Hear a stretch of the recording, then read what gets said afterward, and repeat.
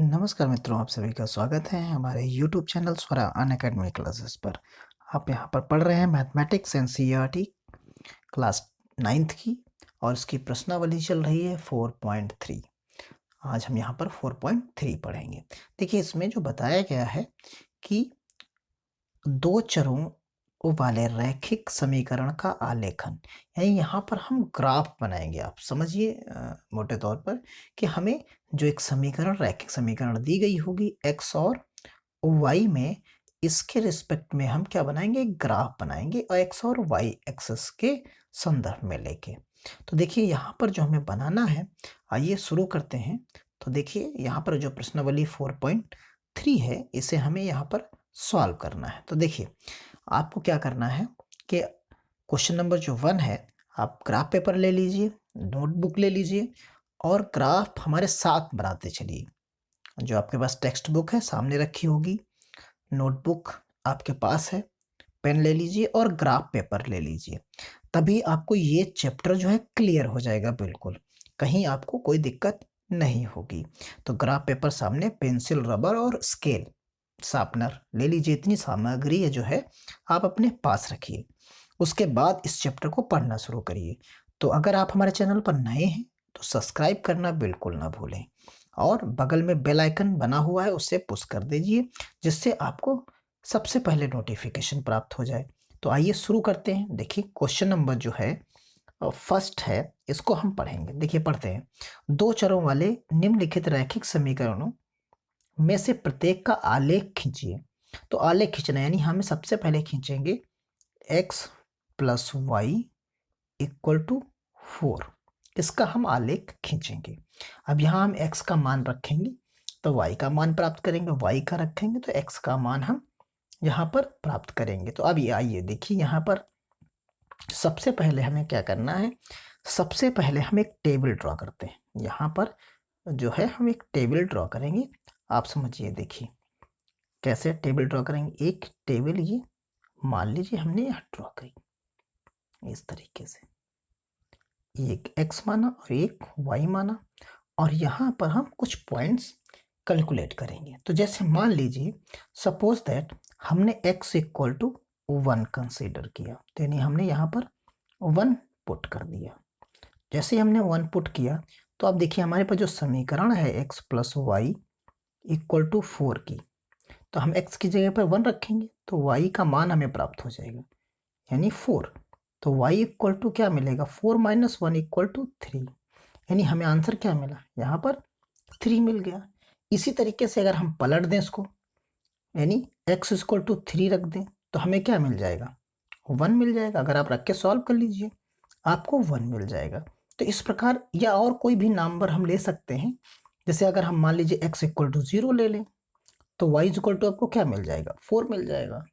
ये हमने number suppose that ले लिए।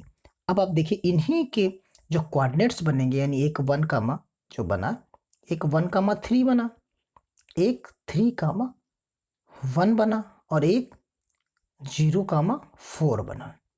इन्हीं को हम यहाँ पर देखिए जो नोटेशन से ये हैं, इन्हीं को हम पुट करेंगे। इसी के बेसिस पर हम यहाँ देखिए ग्राफ हमने बनाया है। तो देखिए जो ग्राफ है ये एक्स एक्सिस है। आप देखिए यहाँ पर जो है आपको क्या मिल रहा है, हमने एक 0 कामा 4 4 कामा 0 लिया था। देखिए तो यहाँ क्या मिल रहा है, इस जगह पर देखिए ये कौन सा नोटेशन हो गया, ये हमने 0 कामा क्या लिया, 4 लिया था, तो ये मिल गया आपको। ऐसे ही यहाँ पर देखिए आपको क्या मिलेगा, 4 कामा 0 भी आप ले सकते थे। बाकी ये 2 पॉइंट्स आपने यहाँ लिए हैं। इन सभी को क्या करेंगे, अब पॉइंट्स जब डिसाइड कर लेंगे, जैसे ही आप पॉइंट्स यहाँ पर सेलेक्ट कर, जैसे आपको 1 चाहिए था तो 1 आप यहाँ चले और फिर 3 आप ऊपर गए, तो ये पॉइंट आपको मिल गया यहाँ पर। ऐसे ही 3 चले और फिर 1 आए इधर से और ये हो गया, तो ये आपको मिल गया। यहाँ पर 4 कामा 0 मिल गया, यहाँ 0 कामा 4 मिल गया। ये सारे पॉइंट जब आपके डिसाइड हो जाएंगे, देखिए कैसे एक पॉइंट आपको ये मिला, एक यहाँ पर मिला, एक यहाँ मिला और एक यहाँ मिला। अब इन्हीं को स्केल रख के सीधा सा आप खींच दीजिए, तो ये जो आलेख बनेगा वो x plus Y equal to 4 का बनेगा। ये नोटेशन आपकी जो है यहाँ पर रिप्रेजेंट हो गई। तो इस प्रकार आपको ये ग्राफ बनाना है। आप समझ गए होंगे कि किस प्रकार हमें ग्राफ बनाना था, आलेख बनाना था। अगला वाला भी वही तरीके से सेम आप देख सकते हैं कि जो अगला वाला है आपका ग्राफ, उसमें क्या करना है, आपके पास x minus Y equal to 2 है। यहाँ फिर आप वही काम करिए, आसानी से एक टेबल बनाइए। यहाँ पर लिखिए x और यहाँ लिखिए y। अब यहाँ पर आप क्या कर सकते हैं, देखिए अगर हम एक पॉइंट ले लें x equal to 1, X equal to 1 हो गया, माइनस वाई हो गया, इक्वल टू 2 हो गया। अब यहाँ से आप सॉल्व करेंगे तो y इक्वल टू 1 माइनस 2 यानी इक्वल टू -1, यानी आपको यहाँ क्या मिलेगा, -1 मिल जाएगा। इसी प्रकार अगर आप क्या करिए, x इक्वल टू आप 4 ले लीजिए, तो यहाँ पर 4 रखेंगे, -2 आएगा, आपको यहाँ y मिलेगा। तो यानी आपको यहाँ पर क्या मिलेगा, यहाँ आपको ये आपने 4 लिया तो यहाँ आपको 2 मिलेगा। इस तरीके से और भी नंबर्स आप ले सकते हैं। y इक्वल टू 0 ले लीजिए तो आपको x इक्वल टू 2 मिल जाएगा। यहाँ आपने इसको 0 रख दिया तो x इक्वल टू 2 मिल जाएगा। तो ये नंबर्स आपके हो गए। अब ये 3 कोऑर्डिनेट्स हो गए। तीनों कोऑर्डिनेट्स को आप देखिए यहाँ पर क्या कर सकते हैं, तीनों कोऑर्डिनेट्स आपको आसानी से ये चीज़ आपको यहाँ पर मिल जाएगी। आप देखिए 4, 2 मिला और यहाँ आपको क्या मिला, 1, -1 मिला। आप इन दोनों पॉइंट्स को जब मिलाएंगे तो कुछ इस तरीके की लाइन बन जाएगी। बाकी वो नोटेशन तो 1 2 3 4 आप इधर की तरफ x की तरफ और ये y की तरफ तो आप बना ही लेंगे आसानी से, जो भी कुछ करनी है यहाँ पर। तो देखिए ये चीज़ आपकी क्लियर हो गई होगी। इसी तरीके से अगर आप अगली रेखा की तरफ जा सकते हैं तो देखिए यहाँ भी आपको वही काम करना है। यहाँ आपके पास क्या है, y इक्वल टू 3x है। यहाँ भी आपको वही चीज़ बनानी है। आप बना सकते हैं, यहाँ पर x माना, यहाँ y माना। अब जैसे x आपने 0 रखा तो आपको y भी 0 मिलेगा। देखिए ये 0, 0 मिल गया यहाँ पर। अगर आपने x इक्वल टू 1 माना तो यहाँ आपको 3 मिलेगा। देखिए ये कोऑर्डिनेट मिल गया। इसी तरीके से आप -1 रखेंगे तो -3 मिल जाएगा। आप इन तीनों पॉइंट्स को आपस में मिला दीजिए, ग्राफ बन गया। तो इस तरीके से आप देख सकते हैं, आसानी से इन ग्राफों को बना सकते हैं जो आपकी स्क्रीन पर शो हो रहे हैं। यहाँ देखिए समीकरण आपके पास क्या है, ये समीकरण है। फिर आपको वही टेबल बनानी है। आसानी से टेबल बना लीजिए पहले और इनकी वैल्यू सबकी फाइंड आउट कर लीजिए। अब यहाँ जैसे आपने रखा तो देखिए यहाँ -1, 5 है तो x इक्वल टू -1 आपने रखा। अब वहाँ यहाँ 1 रखेंगे तो ये -2 हो जाएगा, उधर की तरफ जाएगा तो आपको क्या मिलेगा, 5 मिल जाएगा। किसी तरीके से आप 2 रखिए तो आपको -1 मिल जाएगा, ये वाला पॉइंट मिल जाएगा। फिर आप आसानी से यहाँ क्या कर सकते हैं, मिला दीजिए सभी को, तो एक आलेख आपका यहाँ पर आसानी से बन जाएगा। तो इस तरीके से आपने देखा कि यहाँ पर क्वेश्चंस जो हैं आपके बन के तैयार हो गए। तो ये कुछ क्वेश्चंस हैं जैसे, और इनके इस प्रकार जो क्वेश्चन हमारा है, इसमें क्वेश्चन नंबर 1 हमारा कंप्लीट हो जाता है। क्वेश्चन नंबर हम 2 को देखेंगे। देखिए यहाँ पर क्वेश्चन नंबर जो 2 हमारा कह रहा है, वो कह रहा है कि एक बिंदु दिया गया, आपको एक पॉइंट दिया गया 2,14 दिया गया और कहा गया कि इस पॉइंट से जाने वाली 2 रेखाओं के समीकरण लिखिए। आपको पहले तो 2 रेखाओं के समीकरण लिखने हैं और फिर बताना है कि इस प्रकार की और कितनी रेखाएं जा सकती हैं और क्यों जा सकती हैं। तो देखिए सबसे पहले हम तो 2 समीकरण लिखना चाहिए। तो सबसे पहले हम क्या करेंगे, हम मान लिया हमने कि कोई एक समीकरण है आपके पास जो है ax plus by plus c equal to 0। ये एक जनरल समीकरण इक्वेशन जो है हमने मान लिया। अब इस वाले यही पॉइंट इससे जब पास होगा तो देखिए x और y दिया गया, तो यहाँ पर क्या माना हमने, a multiplied by 2 plus b multiplied by 14 और प्लस c इक्वल टू 0। यानी जो समीकरण हमारी ये बनी तो ये 2a प्लस 14b और प्लस c इक्वल टू 0। हमने कहा कि ये समीकरण हमारी बन गई यहाँ। अब देखिए यहाँ हम क्या कर सकते हैं, हमने कहा कि मान लीजिए कि a इक्वल टू 1 हो और इसी तरीके से b इक्वल टू भी हमने 1 मान लिया। ये माना है हमने लेट कर लिया। अब लेट कर लिया तो जैसे ही हम इस समीकरण में रख देंगे तो हमें क्या मिलेगा, देखिए 2 मल्टीप्लाइड बाई 1 और प्लस 14 मल्टीप्लाइड बाई 1 और प्लस c इक्वल टू 0। यानी c का मान हमें यहाँ पर प्राप्त हो जाएगा। तो आप देखेंगे सी का जो मान हमें मिलेगा वो माइनस का 16 मिलेगा। अब ये सी का मान हमें यहाँ पर प्राप्त हो गया। अब जब प्राप्त हो गया तो देखिए यहाँ क्या कर सकते हैं, जो हमारे पास समीकरण थी वो हमने a को इक्वल टू 1 माना था और b इक्वल टू भी 1 माना था। तो यहाँ क्या मिलेगा, x प्लस वाई और माइनस 16 इक्वल टू 0। यानी जो समीकरण हमारी एक बन गई पहली वाली, हम ये समीकरण कह सकते हैं ये फर्स्ट समीकरण हो गई। यहाँ पर दो समीकरण उसने पूछी हैं, तो इस तरीके से कोई और एक नंबर हम मान लेते हैं सेम। उसी तरीके से मान लीजिए कि a इक्वल टू जो है हम मान लें, यहाँ पर ये तो हमारे पास दिया ही है, a इक्वल टू हम मान लें 0 मान लीजिए, या कुछ और संख्या मान लेते हैं। देखिए यहाँ पर a इक्वल टू मान लीजिए आप 7 सपोज दैट, और b इक्वल टू मान लीजिए -1। आप इस तरीके के एक समीकरण ले लीजिए। तो यहाँ जैसे ही आप रखोगे तो आपको क्या मिलेगा, इस जगह पर आपको मिलेगा 2 मल्टीप्लाइड बाई 7 और प्लस 14 मल्टीप्लाइड बाई -1 और प्लस सी का मान आपने निकाल लिया।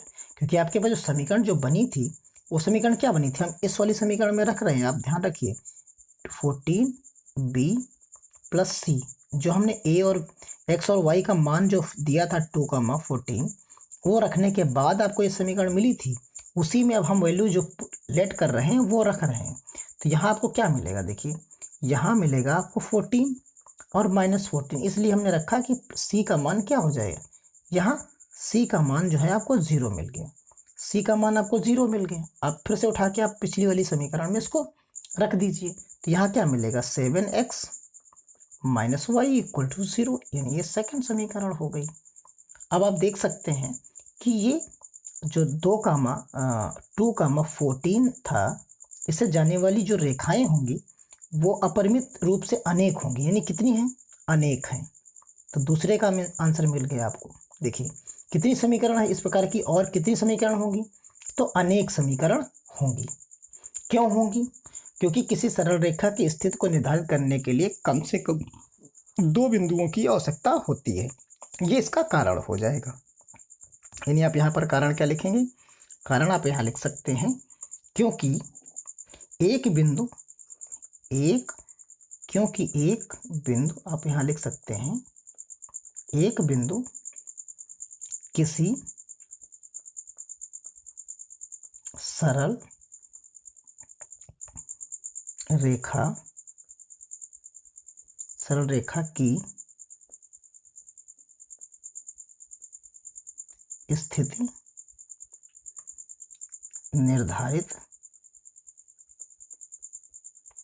निर्धारित करने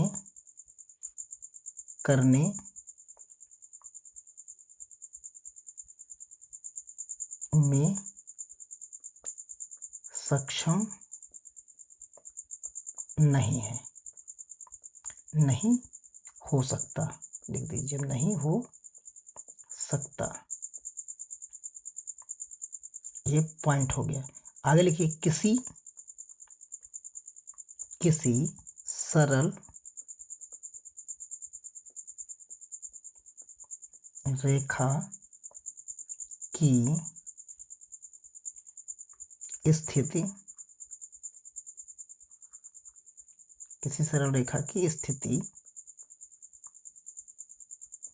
को निर्धारित करने के लिए कम से कम 2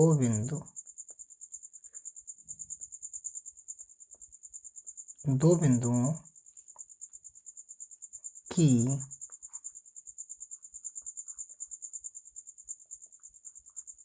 आवश्यकता होती है। ये चीज़ आप यहाँ पर लिख सकते हैं। तो ये क्वेश्चन नंबर आपका जो था वो सेकंड सॉल्व हो जाता है। अब देखिए आपका क्वेश्चन नंबर जो है वो थर्ड है। तो क्वेश्चन नंबर थर्ड में कह रहा है, यदि एक बिंदु दिया गया और समीकरण आपके सामने लिखी गई है कि आलेख पर स्थित है, तो ए का मान ज्ञात कीजिए, यानी इस पे स्थित है तो ये एक्स और वाई हो गए, तो आप एक्स और वाई की जगह पर आप ये पॉइंट्स रख सकते हैं। तो सीधा सा क्या है, 3y बराबर ए एक्स और +7। तो इसमें एक्स और वाई दिए गए हैं आपको, तो 3 × 3 वाई है यहाँ पर, देखिए तो वाई है, तो 3 × 4 इक्वल टू a × 3 और +7। तो यहाँ क्या हो गया, 12 हो गया इक्वल टू 3a हो गया और +7 हो गया। अब जैसे ये चीज़ हो गई तो यहाँ आप क्या लिख सकते हैं कि 3a equal to 12 - 7 equal to आपको क्या मिला, 5 मिला। यहाँ पर 3 है तो a इक्वल टू आप क्या लिख सकते हैं, 5/3। तो यही आपका जो a का अभीष्ट मान है वो आपको प्राप्त हो जाता है। अब देखिए यहाँ पर अगला क्वेश्चन है, अगले क्वेश्चन में देखिए क्या है, कहा गया है कि एक नगर में टैक्सी का किराया निम्नलिखित है। कैसे, पहले किलोमीटर का किराया 8 रुपये है, यानी वो पहले किलोमीटर अगर वो जाएगा तो आपको 8 किलोमीटर 8 रुपये देने पड़ेंगे। उसके बाद क्या वो बता रहा है, उसके बाद आप देखिए यहाँ बता रहा है वो कि उसके बाद की दूरी जो है आपके पास, जो उसके बाद की दूरी की बात यहाँ पर की जा रही है, तो यहाँ समझिए उसके दूरी के लिए प्रति किलोमीटर का किराया 5 रुपये है। यदि तय की गई दूरी x किलोमीटर हो तो कुल किराया y रुपये हो, तो इसका एक रैखिक समीकरण लिखिए। तो यहाँ आपको एक रैखिक समीकरण लिखना है और उसका आलेख खींचना है। तो पहले आपको रैखिक समीकरण लिखना पड़ेगा, फिर उसके बाद आप क्या करेंगे, उससे एक आलेख खींचेंगे। तो देखिए हमने माना कि जो पहले किलोमीटर का होगा, फर्स्ट किलोमीटर का जो किराया है, यात्रा किराया है, तो अब कितना है आपका, देखिए वो है 8 रुपये, और जो शेष प्रति किलोमीटर का बढ़ रहा है वो कितना है, 5 रुपये है। यानी शेष यात्रा का जो है आपका जो मिलेगा यात्रा का किराया प्रति किलोमीटर, यानी क्या है, प्रति किलोमीटर किराया जो है वो 5 रुपये है। तो तय की गई जो दूरी है वो कितनी है, x है, यानी तय की गई दूरी x है, और जो रुपये हैं आपके पास वो y है। तो आप यहाँ पर एक लाइन लिख सकते हैं कि x किलोमीटर, यहाँ आप लिख सकते हैं x किलोमीटर यात्रा का विवरण, यात्रा का किराया बराबर पहले 1 किलोमीटर यात्रा का किराया और प्लस शेष किलोमीटर का किराया प्लस शेष किलोमीटर यात्रा का किराया, ये चीज़ है आपके पास। अब इसमें आप सब चीज़ें पुट कर दीजिए। तो उसने देखिए यहाँ पर क्या कहा, उसके बाद उसने 5 रुपये का और दिया प्रति किलोमीटर के हिसाब से। तो यहाँ कितना हो जाएगा, आप देखिए इस जगह पर आप जो लिखोगे तो यहाँ y है टोटल उसके पास किराया। तो पहला 1 किलोमीटर चला तो 8 रुपये दिया उसने, और फिर उसने क्या किया, x टोटल चला तो उसमें से 1 घटा दीजिए आप, और हर के लिए कितना मिलेगा आपको, 5 रुपये मिलेगा। आप इसको सॉल्व कर लीजिए, तो यहाँ 8 मिलेगा और यहाँ प्लस 5x होगा और -5 हो जाएगा, यहाँ y होगा। तो यहाँ y बराबर आपको क्या मिलेगा, 5x और प्लस का 3।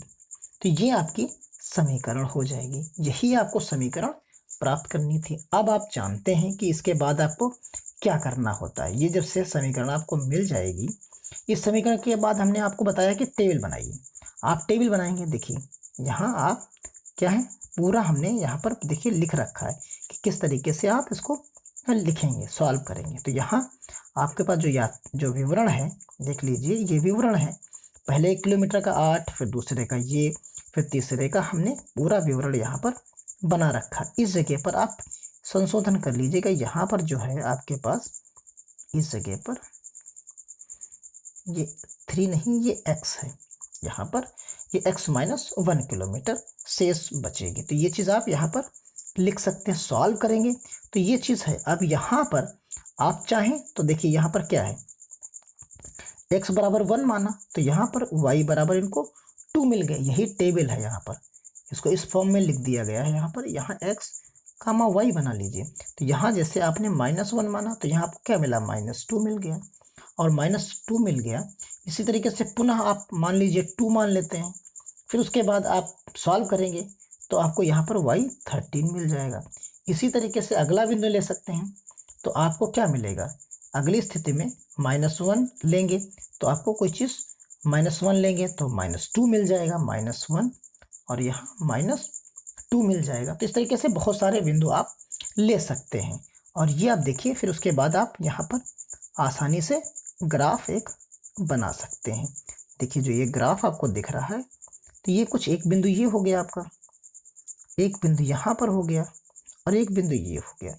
इन सभी को जब आप मिला देंगे आपस में तो ये आरेख आपका बन जाएगा आसानी से।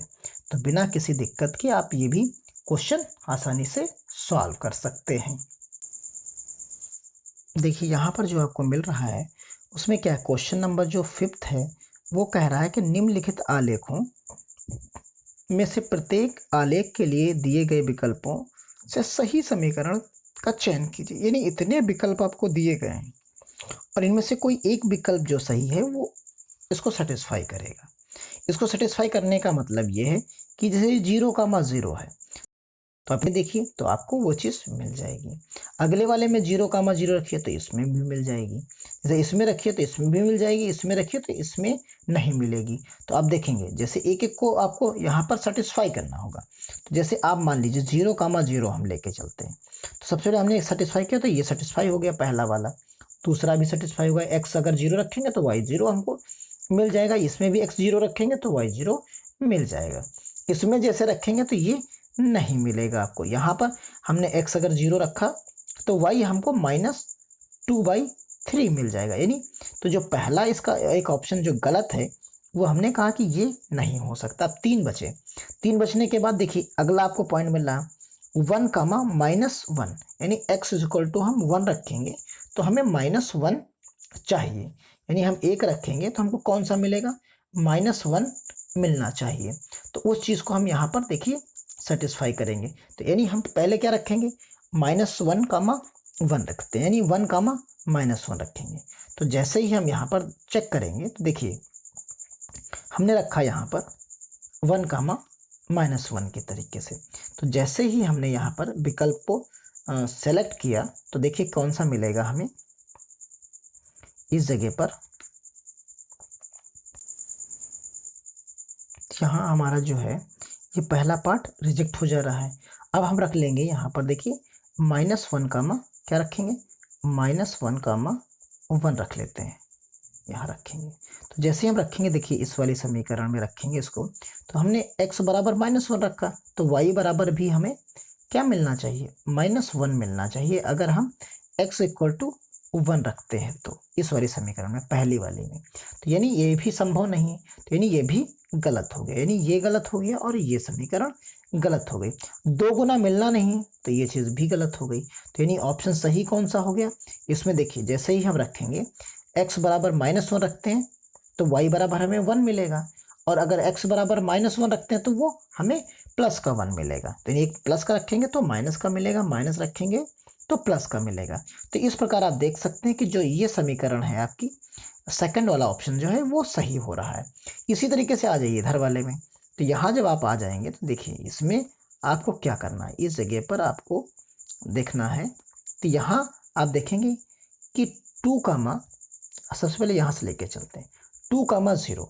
तो 2,0 यानी 2 रखें तो हमें 0 मिलना चाहिए, y = तो देखिए 2 रखते हैं हम यहाँ पर x की जगह पर तो हमें 0 मिलना चाहिए। तो ये इसमें 0 मिल रहा है। इसमें रख देते हैं -2 तो ये भी 0 मिल रहा है। यहाँ पर 2 रख देते हैं तो यहाँ भी हमको, यहाँ जैसे 2 रखते हैं तो 4 आएगा, तो यानी ये नहीं मिलेगा, यानी कैंसिल आउट हो गई।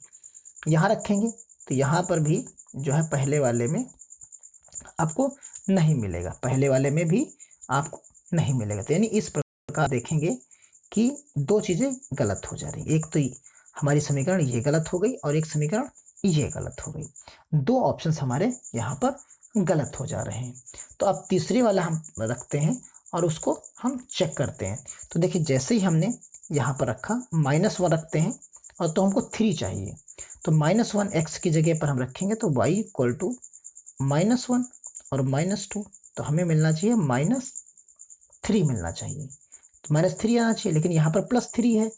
देखिए यहाँ पर +3 है, तो यानी ये भी नहीं हो सकती, यानी 3 गलत हो गए। तो यानी चौथा जो बच रहा है वही हमारा सही होगा। देखिए सेटिस्फाई करके देख लेते हैं। तो यहाँ पर मिला y equal to -1 multiplied by -1 equal to यानी +1 2।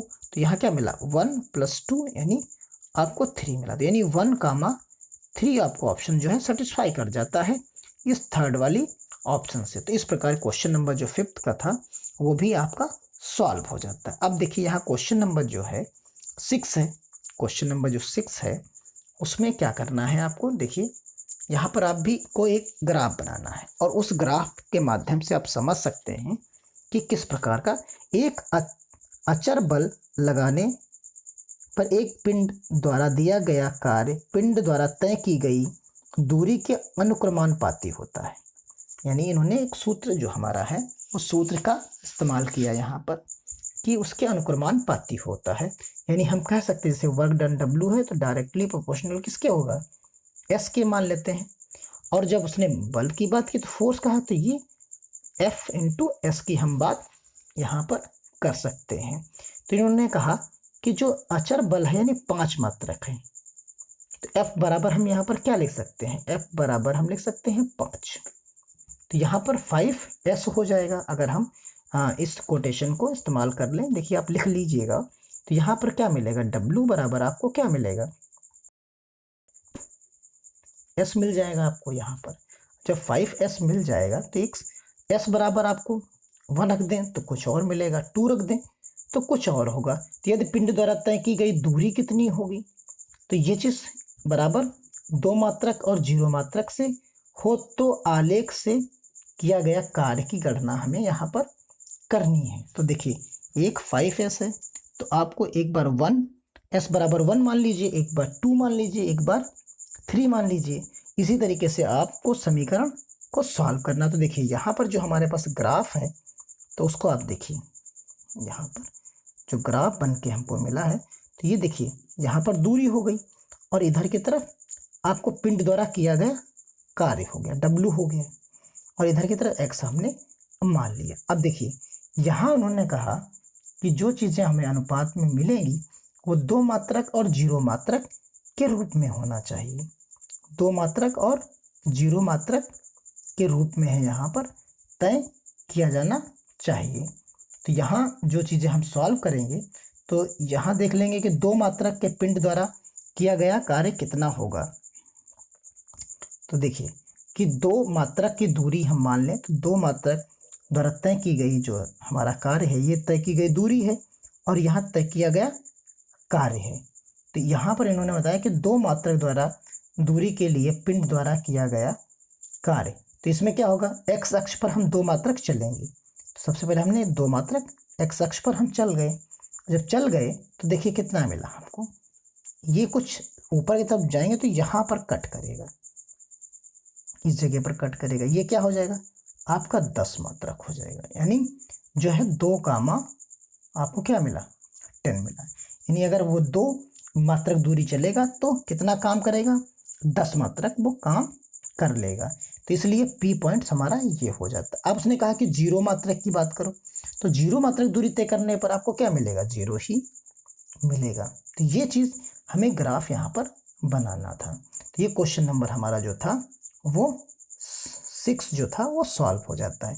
अब क्वेश्चन नंबर हम सॉल्व करते हैं 7 करते हैं। तो यहाँ पर देखिए एक विद्यालय की कक्षा 9th की छात्रा यानी यामिनी और फातिमा ने मिलकर भूकंप पीड़ित व्यक्तियों की सहायता के लिए प्रधानमंत्री राहत कोष में जो है 100 रुपये का अंशदान दिया।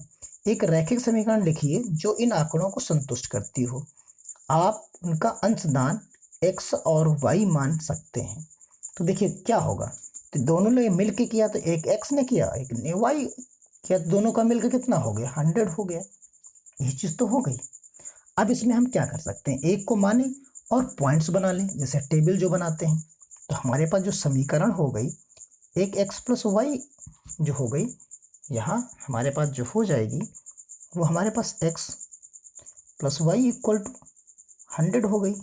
अब यहाँ हम एक टेबल बना सकते हैं आसानी से, एक x माना एक y माना। अब देखिए यहाँ क्या कर सकते हैं, x बराबर हमने क्या किया, x बराबर हमने 10 रखा, तो यहाँ हमको क्या मिलेगा 90 मिल जाएगा।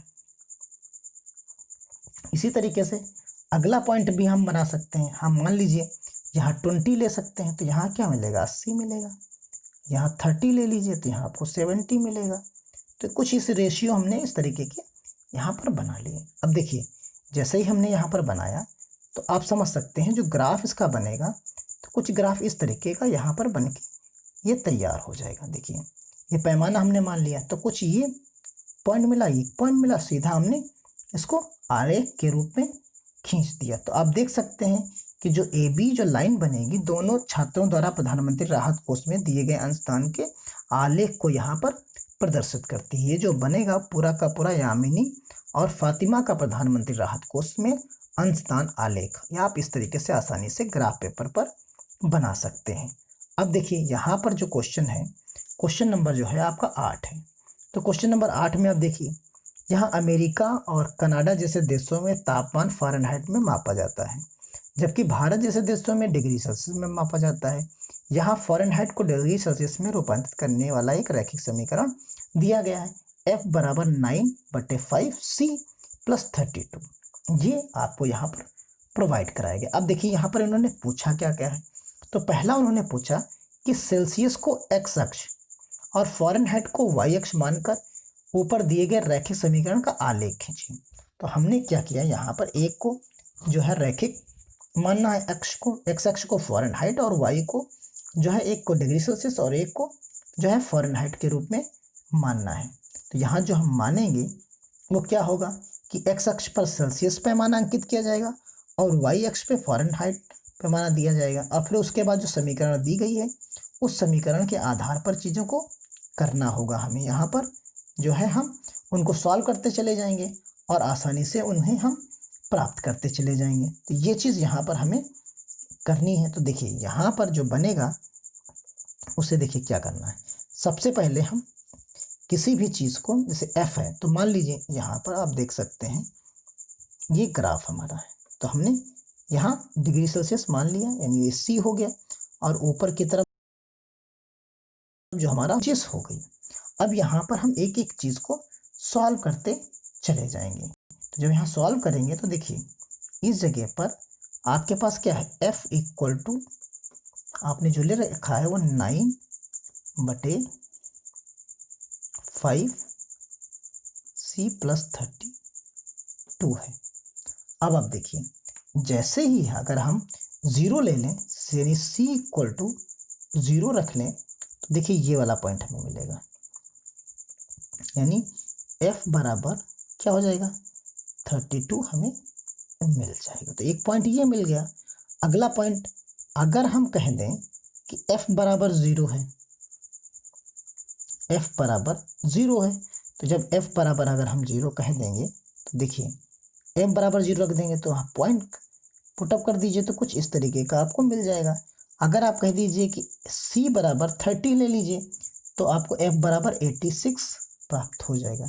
आप इन्हीं सारे मानों को आपस में मिला दीजिए तो ये पहला पार्ट जो आपका था वो सॉल्व हो जाता है। तो इस प्रकार आपने देखा यहाँ पर आसानी से ग्राफ आप बना लेंगे। ग्राफ बनाने के बाद इनके सवालों के जवाब दीजिए। तो देखिए यहाँ पर कहा गया यदि तापमान 30 डिग्री सेल्सियस है तो फ़ारेनहाइट का तापमान कितना होगा। अभी आपने निकाला यहाँ पर जो है तो उसमें कितना निकलेगा। जैसे ही आपने बी ग्राफ को देखा था तो आपको क्या मिला था, यहाँ पर 30 मिलेगा, यानी आप 30 डिग्री सेल्सियस टेम्परेचर है इसका, यानी 30 डिग्री सेल्सियस टेम्परेचर यहाँ पर, तो इसका फ़ारेनहाइट कितना होगा। तो ये चीज़ उन्होंने यहाँ पर पूछी है जो सेकंड पार्ट में। तो फ़ारेनहाइट में कितना मिलेगा आपको, C इधर लिखा है और F यहाँ लिखा, इस तरीके से समझिए। तो यहाँ सी आपको 30 मिल रहा है, यहाँ ये 30 मिल रहा है, तो फ़ॉरेनहाइट कितना मिल रहा है 86 मिल रहा है। तो ये आपका सेकंड क्वेश्चन हो गया, यानी सेकंड इसका पार्ट हो गया। अब चलते हैं थर्ड पार्ट की तरफ। देखिए थर्ड पार्ट में आपको क्या मिल रहा है, यहाँ पर थर्ड पार्ट में उसने कहा है कि तापमान 95 डिग्री सेल्सियस हो, फ़ॉरेनहाइट हो। तो ये देखिए यहाँ पर आपको 95 मिल रहा है, ये फ़ॉरेनहाइट मिल रहा है, तो डिग्री सेल्सियस कितना होगा, तो डिग्री सेल्सियस कितना होगा 35 होगा। तो ये भी आपको आंसर यहाँ पर प्राप्त हो जाता है। अब उसने देखो अगला क्या पूछा है, अगला फोर्थ पार्ट में पूछा है यदि तापमान 0 डिग्री सेल्सियस हो।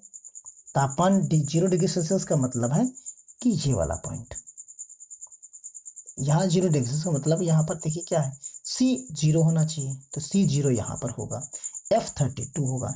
तो फ़ॉरेनहाइट का तापमान कितना होगा, तो फ़ॉरेनहाइट का तापमान आपके पास कितना होगा 32 होगा। आप ग्राफ से देख के बता सकते हैं। आप बाकी आप इस समीकरण में भी चीज़ों को पुट कर सकते हैं, जो आपके पास समीकरण लिखी है, F बराबर 9/5C प्लस 32। अब जैसे C आपके पास क्या हो जाएगा 0 हो जाएगा, तो 32 ही तो बचेगा फ़ॉरेनहाइट। तो इस प्रकार आपका जो क्वेश्चन था ये 0 डिग्री, फोर्थ पार्ट इसका जो था वो आपका सॉल्व हो जाता है। अब चलते हैं फिफ्थ पार्ट की तरफ। तो फिफ्थ पार्ट में आपके क्या ऐसा भी कोई तापमान है जो फ़ॉरेनहाइट और सेल्सियस दोनों के लिए संख्यात्मक समान है, यदि हाँ तो उसे ज्ञात कीजिए। इन्होंने कहा कि क्या ऐसा भी कोई मान है जहाँ पर दोनों के लिए जो है बराबर बराबर है। तो देखिए यहाँ आप सॉल्व करके देख लीजिए, यहाँ आपके पास क्या है,